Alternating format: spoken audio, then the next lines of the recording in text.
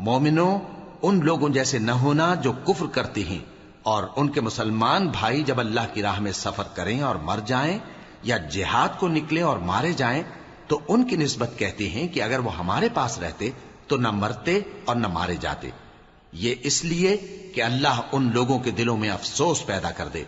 اور زندگی اور موت تو اللہ ہی دیتا ہے، اور اللہ تمہارے سب کاموں کو دیکھ رہا ہے۔ اور اگر تم اللہ کے راستے میں مارے جاؤ یا مر جاؤ تو جو مال و متاع لوگ جمع کرتے ہیں اس سے اللہ کی بخشش اور رحمت کہیں بہتر ہے، اور اگر تم مر جاؤ یا مارے جاؤ تو اللہ کے حضور میں ضرور اکٹھے کیے جاؤ گے۔ پھر اے نبی، اللہ کی مہربانی سے تم ان لوگوں کے لیے نرم مزاج واقع ہوئے ہو، اور اگر تم بدخو اور سخت دل ہوتے تو یہ تمہارے پاس سے بھاگ کھڑے ہوتے، سو ان کو معاف کر دو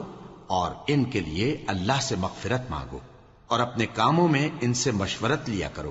اور جب کسی کام کا پختہ ارادہ کر لو تو اللہ پر بھروسہ رکھو، بے شک اللہ بھروسہ رکھنے والوں کو دوست رکھتا ہے۔ اگر اللہ تمہارا مددگار ہے تو تم پر کوئی غالب نہیں آ سکتا، اور اگر وہ تمہیں چھوڑ دے تو پھر کون ہے اس کے بعد تمہاری مدد کرے۔ اور مومنوں کو تو چاہیے کہ اللہ ہی پر بھروسہ رکھیں، اور کبھی نہیں ہو سکتا کہ کوئی پیغمبر خیانت کرے، اور خیانت کرنے والوں کو قیامت کے دن خیانت کی ہوئی چیز اللہ کے روبرو لا حاضر کرنی ہوگی، پھر ہر شخص کو اس کے اعمال کا پورا پورا بدلہ دیا جائے گا، اور ان کے ساتھ بے انصافی نہیں کی جائے گی۔ بھلا جو شخص اللہ کی خوشنودی کا تابع ہو وہ اس شخص کی طرح ہو سکتا ہے جو اللہ کی ناخوشی میں گرفتار ہو، اور جس کا ٹھکانہ دوزخ ہے اور وہ برا ٹھکانہ ہے۔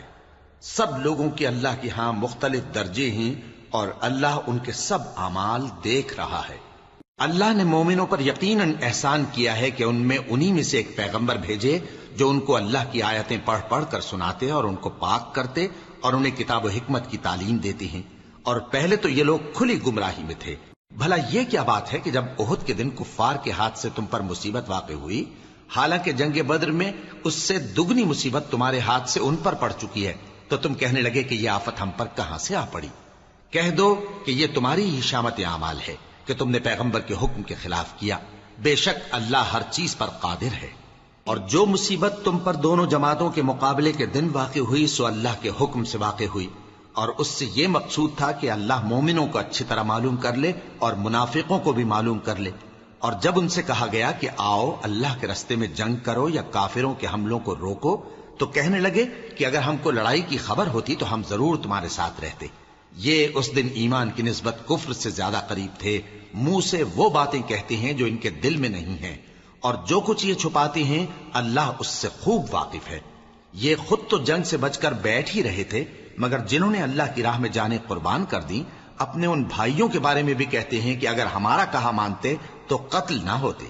کہہ دو کہ اگر سچے ہو تو اپنے اوپر سے موت کو ٹال دینا۔ جو لوگ اللہ کی راہ میں مارے گئے ان کو مرے ہوئے نہ سمجھنا، وہ مرے ہوئے نہیں ہیں بلکہ اللہ کے نزدیک زندہ ہیں اور ان کو رزق مل رہا ہے۔ جو کچھ اللہ نے ان کو اپنے فضل سے بخش رکھا ہے اس میں خوش ہیں، اور جو لوگ ان کے پیچھے رہ گئے اور شہید ہو کر ان میں شامل نہیں ہو سکے ان کی نسبت خوشیاں منا رہے ہیں کہ قیامت کے دن ان کو بھی نہ کچھ خوف ہوگا اور نہ وہ غمناک ہوں گے، اور اللہ کے انعامات اور فضل سے خوش ہو رہے ہیں، اور اس سے کہ اللہ مومنوں کا اجر ضائع نہیں کرتا جنہوں نے باوجود زخم کھانے کے اللہ اور رسول کے حکم کو قبول کیا۔ جو لوگ ان میں نیکوکار اور پرہیزگار ہیں ان کے لیے بڑا ثواب ہے۔ جب ان سے لوگوں نے آ کر بیان کیا کہ کفار نے تمہارے مقابلے کے لیے لشکر کثیر جمع کیا ہے تو ان سے ڈرو، تو ان کا ایمان اور زیادہ ہو گیا، اور کہنے لگے ہم کو اللہ کافی ہے اور وہ بہت اچھا کارساز ہے۔ پھر وہ اللہ کی نعمتوں اور اس کے فضل کے ساتھ خوش و خرم واپس آئے، ان کو کسی طرح کا ضرر نہ پہنچا، اور وہ اللہ کی خوشنودی کے تابع رہے، اور اللہ بڑے فضل کا مالک ہے۔ یہ خوف دلانے والا تو شیطان ہے جو اپنے دوستوں سے ڈراتا ہے، تو اگر تم مومن ہو تو ان سے مت ڈرنا اور مجھ ہی سے ڈرتے رہنا، اور جو لوگ کفر میں جلدی کرتے ہیں ان کی وجہ سے غمگین نہ ہونا، یہ اللہ کا کچھ نقصان نہیں کر سکتے۔ اللہ چاہتا ہے کہ آخرت میں ان کو کچھ حصہ نہ دے، اور ان کے لیے بڑا عذاب تیار ہے۔ جن لوگوں نے ایمان کے بدلے کفر خریدا وہ اللہ کا کچھ نہیں بگاڑ سکتے، اور ان کو دکھ دینے والا عذاب ہوگا، اور کافر لوگ یہ نہ خیال کریں کہ ہم جو ان کو مہلت دیے جاتے ہیں تو یہ ان کے حق میں اچھا ہے، نہیں، بلکہ ہم ان کو اس لیے مہلت دیتے ہیں کہ اور گناہ کر لیں، آخر کار ان کو ذلیل کرنے والا عذاب ہوگا۔ لوگوں، جب تک اللہ ناپاک کو پاک سے الگ نہ کر دے گا، مومنوں کو اس حال میں جس میں تم ہو ہرگز نہیں رہنے دے گا، اور اللہ تم کو غیب کی باتوں سے بھی مطلع نہیں کرے گا، البتہ اللہ اپنے پیغمبروں میں سے جسے چاہتا ہے منتخب کر لیتا ہے۔ سو تم اللہ پر اور اس کے رسولوں پر ایمان رکھو، اور اگر ایمان پر قائم رہو گے اور پرہیزگاری کرو گے تو تم کو اجر عظیم ملے گا۔ جو لوگ مال میں جو اللہ نے اپنے فضل سے ان کو عطا فرمایا ہے بخل کرتے ہیں، وہ اس بخل کو اپنے حق میں اچھا نہ سمجھیں، وہ اچھا نہیں بلکہ ان کے لیے برا ہے۔